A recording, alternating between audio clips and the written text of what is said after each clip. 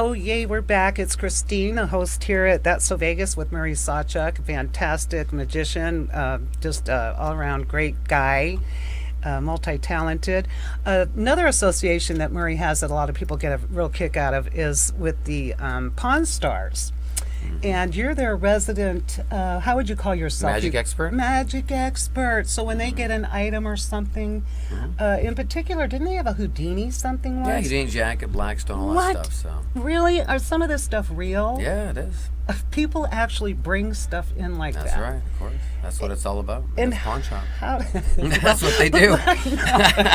I'm thinking what I have. What have That's I got what to they do. pawn? You know, Exactly. No, That's what they I'm do. kidding. Wait, I do have some art. No, but so the Houdini thing caught my eye. I thought that was, and it made the news. But Yeah. so how do you validate this stuff? And what on the piggyback that question? What is the most intriguing item that they've had you authenticate? I think it was a Houdini jacket. You know, it was a jacket that some guy played around in when he was a kid. His uncle gave it to him. It was friends of Houdini's brother. And they played in it with kids as they were kids. It's canvas. It's a strong jacket, straight jacket. So then they hung it around. He kept it in the garage, and then thought, I think this is real. Somebody said it's from the actual the Houdini, and so he thought, well, maybe I'll bring it on Pawn Stars. So he brought it down there, and I met him, and I pulled some old photos that we had of Houdini back in the time that he would have probably used the jacket. And back in the day, we take pictures daily, like with our phones. So getting a picture of something now, you probably take a picture of something every day of your life that you could almost choreograph your whole life in a day, because we take pictures everywhere because cameras are easy to use now. Back in 1915, to take a picture, you got to get the film in there, the flash set, the battery, the thing, and then one picture, bam, that's probably it, because it's expensive. You're not taking 17 pictures of one thing, because they got so it's a lot different. So when we found a photograph of the exact leather jacket he used, it was actually, I believe it was I want to say it was Buffalo, New York, or something like that. Oh, up by where I was born. You're St. Louis, and it was 1915, and it was the exact jacket he was wearing, because he went through a lot of straight jackets. He just didn't have one or two. And to find the actual photograph that they happened to snap with him in that jacket and the guy having that jacket, it's almost impossible. So it was worth about $35,000. He didn't want it, sell it for that. He wanted to sell it for like $100,000, which was way overpriced. But the guy didn't need the money. So he would put it on Christie's, and I think Christie's auction, I think he got something like $117,000. He did sell it there. But Rick really wanted to buy that off him. But a very cool jacket, really cool find. And that's what we do on the show. We bring a lot of cool things. I think they've done over 480 episodes. It's ridiculous. That's amazing. But, back to Houdini, I think everybody, even, he's one of those figures that doesn't go away, because children are always fascinated with magic. And they've all heard about Houdini. And they're still making movies and stuff about him. So, and I think almost I know every magician would have to know Houdini, but they don't necessarily have to idolize him. You have a favorite magician that you modeled yourself. Who was that? Well, I have many people that I look up to. I mean, one of my favorite magicians is Cardini. Yes. And most people don't know of him in the business they do, but back, once again, in the early 30s, he was known for wearing, his look was a tail tuxedo, top hat, and he always wore a monocle with a chain. And he always act very aloof. You'd almost think he was drunk, but very aloof with his magic. So whenever he performed magic, he'd do cards, thimbles, billiard ball magic. All the stuff he would do in his hands, he would be shocked at the same time the audience was. And that was his kind of character. Oh, so he would only show the emotion when the trick. Well, because he wouldn't know what's happening. He'd look in his hand, there'd be nothing there, and then he'd turn his head again and go back, and there's a fan of cards in there. So he'd be as shocked as the audience. It was a very cool angle, and an amazing magician. And then, of course, growing up, I saw Copperfield, because he was on TV regularly, and he was so good, and he still is, the best magician in the world. His magic and his he has such an array of talent that can help him build tricks and money and everything. So, but those are the people I grew up with, watching. Yeah, and how far can you stretch the magic envelope? I guess to infinity and beyond. Because if you can think it, you can do it. Oh. It just takes time, money, and a way to do it. But it's if you can think it nowadays, you can do it. That's amazing. Yeah. We were talking a little bit earlier.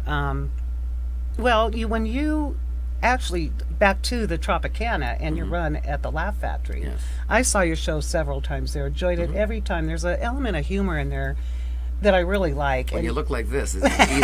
It's like a Q-tip. It's not that hard. or Dennis the Menace, That's isn't right, that kind sure, of a that's look? right, exactly, yeah. When you were trying to find your niche, and again, I love, you're so wise too, because you do have to brand yourself, and there is Mm-hmm. niche marketing. So, how did this come about? Well, I was a fan of Phyllis Diller. I She loved messed her her. hair up, and later she wore wigs. And then I've also a huge fan of Rod Stewart.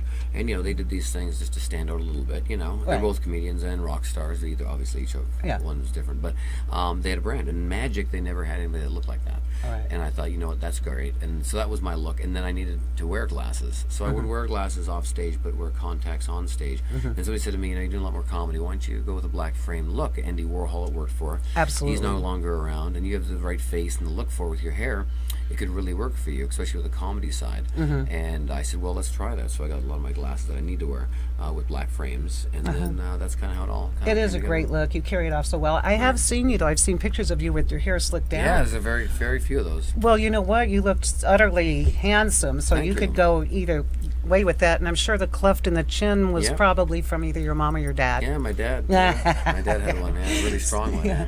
There's some things that you just can't invent or make up or, do plastic. Well, I guess you could get plastic Sure you surgery could. on your Yeah, I chin. think Michael Jackson did. I think he did. Oh, yeah, there you go. I hadn't even thought about that. Yeah, once again, if you can think it, you can do it. It's magic. And see, I love that. I noticed the thread, and I've talked to other magicians and hypnotists. You all have this thing, if you can perceive, you will receive. If you Yeah. really believe, it's going to happen. So Sure. you found that pretty It's much. true, but people always forget the back end of that you got to really work hard for it. You can perceive Absolutely. and think all you want and dream, but if you're sitting at home with a glass of wine dreaming, it's not going to happen. You get Yeah. off your ass and go knock on Right. some doors. Yeah, the that's energy. the back part of that people don't realize. Right. It's great having great pictures and nice locations and doing this, but what they don't see is the picture of you trying to make the phone call, make it work, Exactly. and when things fall south and things go to shit, how you pick them up. And it's not what happens to you, it's how you deal with it. And, That's so- absolutely right. And I think a lot of us have been through a lot of ups and downs in the past few years, but we all know 2016 is going to be fantastic. Yes, it is. I mean, I'm just on a mission. This is going to be my pinnacle year. Yeah, right. to make that happen. And again, you've had a rough year, and we're Sure. just going to get that out there. Yeah. You lost your dad. I'm That's so right. sorry, and that's Yeah. very traumatic. I've lost Yeah. both my parents. and Yeah. All He had a three great of my life. brothers. He yeah. had a wonderful life. Well, 83 I years met old. him. Yes, I know. When you were at the Trop. That's right. met 2 year your mom anniversary, I and- believe. Yeah. Yes, your mom and dad. Yeah. And your mom's here again. I've That's had right, the pleasure of visiting with Yeah. her. She's delightful. course. But you've had a couple things, a divorce, and That's I right. don't care what causes divorces, they are never pleasant. They're never pleasant. No. Never. If It you're just- losing a friend, you're losing someone you hung out with, whether it's Right. for the right reasons or the wrong reasons. And it's Right. always, and you lose friends with it, or you gain friends, or whatever the case is.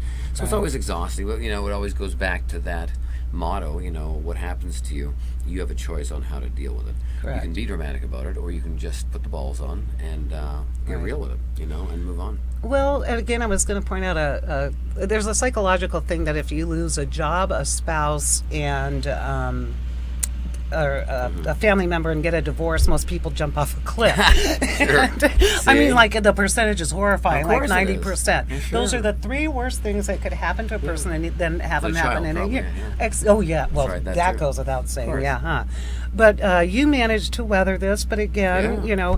So how did you stay focused? And also, you were transitioning. We can talk about that in a little bit. But you Sure. were transitioning from the Trop. That's right. And I know you were looking for a different venue. You were very clever putting yourself in different pictures in front of Yeah, different I got kicked properties. out of the Tropicana before that happened. Though. I didn't know it was coming. Because John Roven came in, who's a dear friend of mine, and he had a different offer on the table, and he was going in the big room, and they couldn't have two magicians there. So I got a phone call and went, "Hey, in 30 days you're out." Oh, I And they didn't weren't know it being was that mean. It rough. was business. Oh yeah, sure. well. It was. Oh no, I got kicked out of there as well. Sure. Dang. Yep. So you were homeless, so to speak, Totally, venue-wise. overnight.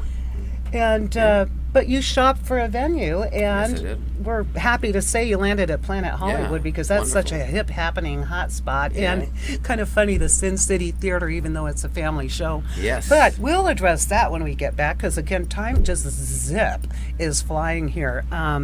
Again, a shout out to the Red Roof Inn. Can you say shout out for the Red Roof Hey, Inn? shout out for the Red Roof Inn. Yes. Make sure you stay there. You want a comfy bed and a great place to stay. I've Yes. actually stayed in many Red Roof Inns, believe it or not. Yeah, they're wonderful. Aren't Yeah, they? they're The all people over. are There's a great one in friendly. Victorville, California, between here and LA. Remember that. And they're my sponsor. They love me. I love them. There you go.